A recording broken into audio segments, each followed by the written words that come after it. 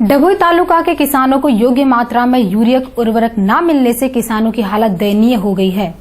खेती करके किसान धरती पुत्र अपना जीवन चला रहे हैं और योग्य समय में योग्य फसल मेहनत मजदूरी करके उगाते हैं। ऐसे में इन फसलों में खास करके विविध प्रकार के उर्वरकों की महत्व की आवश्यकता होती है।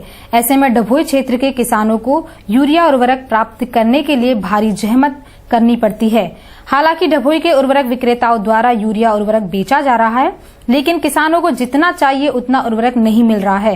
हफ्ते भर की जहमत के बाद उर्वरक मिलता है और वह भी सिर्फ 3 थैली यूरिया उर्वरक मिलता है, जिसके साथ 80 रुपए का पाउडर भी दिया जाता है।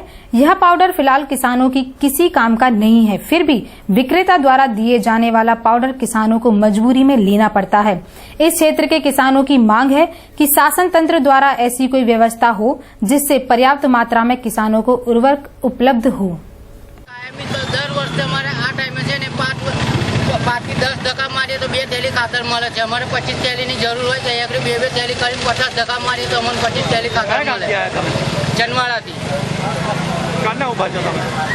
સવારે 8 વાગ્યાના 2 જગ્યાએ ફરીને આવ્યો, ત્રીજી જગ્યાએ લાઈનમાં ઊભો છું। કેટલી લાઈન ના પડ્યો? કેટલી લાઈનો છે? મિનિમમ 1200-1300 માણસ કાયમી આવે છે। 3-4 જગ્યાએ થઈને ઊભું રહે છે।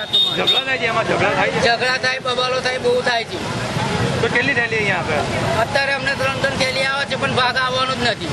50-60 માણસને મળશે, બીજા બધા પાછળ જશે। તો ક્યારે પાછી ફરી ધક્કો ખાવાનો? ફરી ધક્કો ખાવાનો, દરરોજ આવું જ કરવાનું। 100 રૂપિયાનું ઘરે મજૂર લેવાનું ને આપણે અહીં 100 રૂપિયા બગાડવા આવવાનું।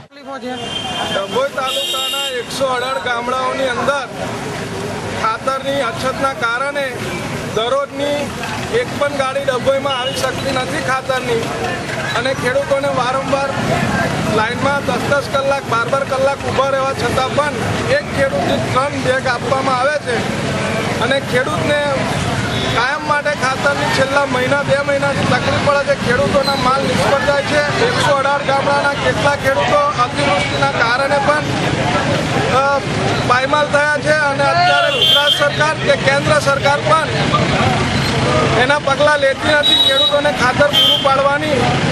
કેટલી થેલી આપે છે અત્યારે? એક માણસથી 3 થેલી આલે છે। કેટલી તમે કેટલી લેવા? એક ગાડીમાં 300 બેગથી વધારે આવતી નથી, જેથી 50-60 ખેડૂતોને બેગ મળી રહે છે, અને બાકીના 1000 થી 1200 ખેડૂતો ગામડે પાછા વિલામોએ જતા હોય છે।